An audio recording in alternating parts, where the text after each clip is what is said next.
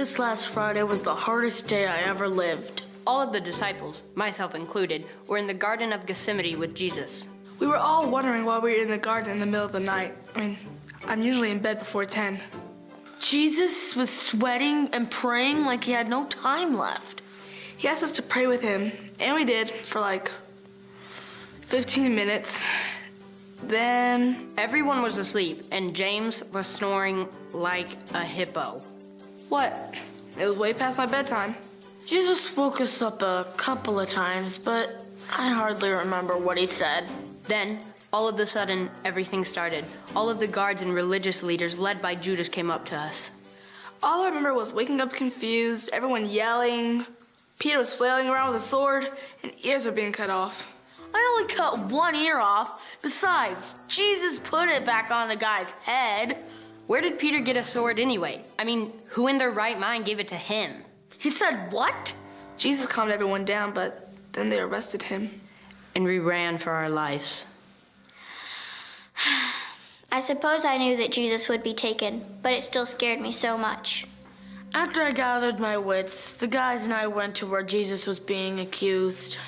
It was ridiculous. Men started spewing lies. Men paid by the Pharisees came forward to testify against Jesus. It was all a big lie. John was pretty scared. Yeah, I heard John was terrified. Are you kidding me? James wet his tunic and ran away, and Peter pretended like he didn't even know us. Regardless, Jesus was finishing being tried by the Sanhedrin when the rooster crowed. Rooster crowing. Doesn't sound familiar. Christ had told Peter that Peter would deny him. Okay. Like I said, it wasn't really the best day for any of us. The priests handed over Jesus to the Romans, saying that they wanted him to be killed. Pontius Pilate, the Roman governor, didn't know what to do. They stripped my son and beat him till he bled. They put a cross on his back and led him and two thieves up a hill called Golgotha. They nailed him to the cross and crucified him. He was crying to heaven, "Father, why have you forsaken me?" As Jesus passed away, the sky grew dark, the earth shook, and the temple veil tore into two. I heard a Roman soldier say, "Surely this was the Son of God." Mary Magdalene and I went to the tomb where he was buried on the day after the Sabbath.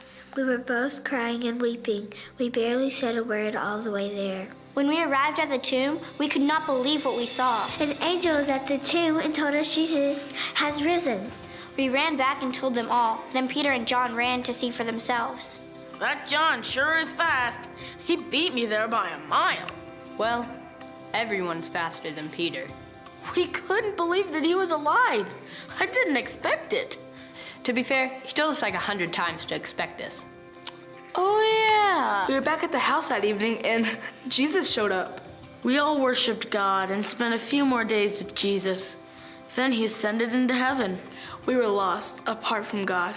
But God came to us. Jesus died to pay our price. He defeated death and rose again. He is risen. He is risen. He is risen.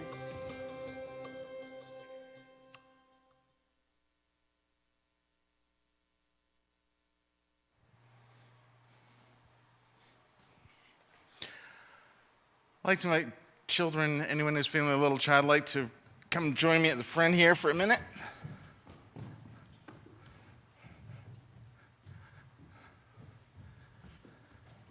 Morning. Do you want to come up here? You can actually come up here. I'm going to get down here. Oh, jeez. Okay. I'm too old for this. How's it going? Good. It's Easter? Yeah. So, you had a lot of chocolate yet? Yeah. Yeah? Did you say you, no? 4 surprises. You got 4 surprises, and none of them was chocolate. What? I'm kidding. It's big. Chocolate's a big thing, right? Isn't it? So I like that video. It's really cool because it tells the whole story. And sometimes we often miss out that bit in the middle about what happened before today. But it's a great story. And it's about how Jesus is alive, right? The tomb is empty where they buried Jesus. He's alive. What does that have to do with bunnies and eggs? I don't know. Literally nothing. Are you sure? Yeah, I figured it was just something It was just something that they could celebrate and have food for, so it was a way of selling chocolate. Yeah. Yeah, that's very optimistic and hopeful of you. Maybe, who knows? Here's what I think. I think that especially in this part of the world, Easter is in spring, right? So it's a new life thing. And that's because that's what the story's about, right? Jesus is alive. That's why the tomb is empty. And bunnies are about life. They're happy, they bounce around. There's lots of them.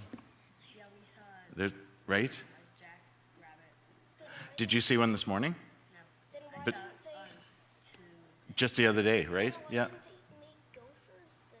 So why not gophers then? That is a good question. That is a very good question. Why not gophers instead of rabbits? Yeah.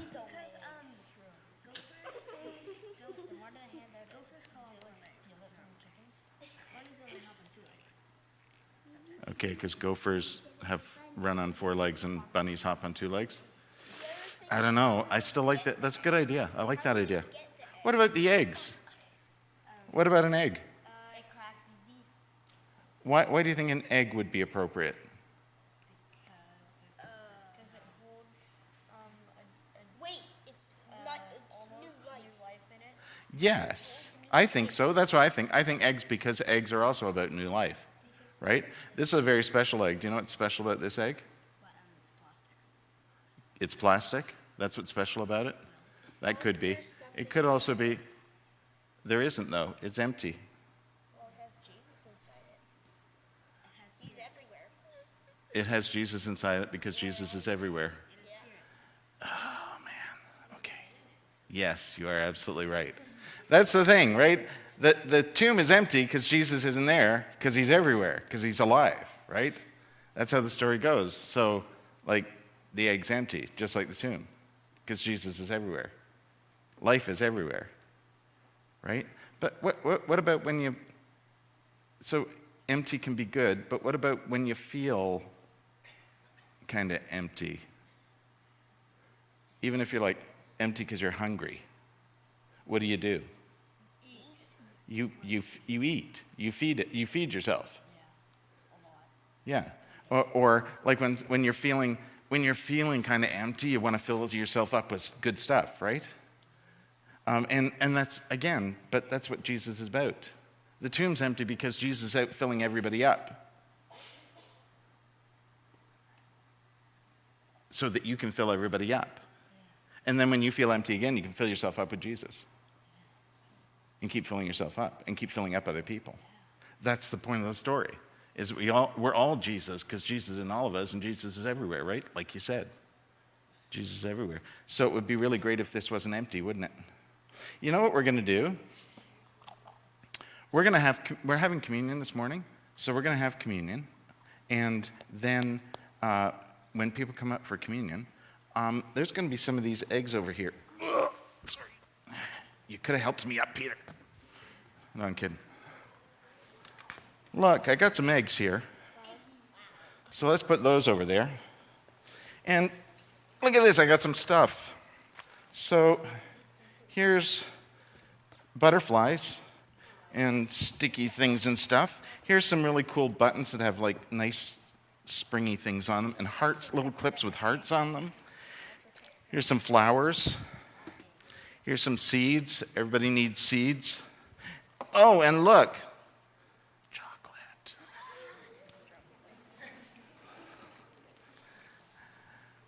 So, we're going to have a meal with Jesus first. And then when everyone's going to come up and receive communion, then come over here, get an egg, fill your egg with whatever you need to fill your egg with, and then back to your seat, okay?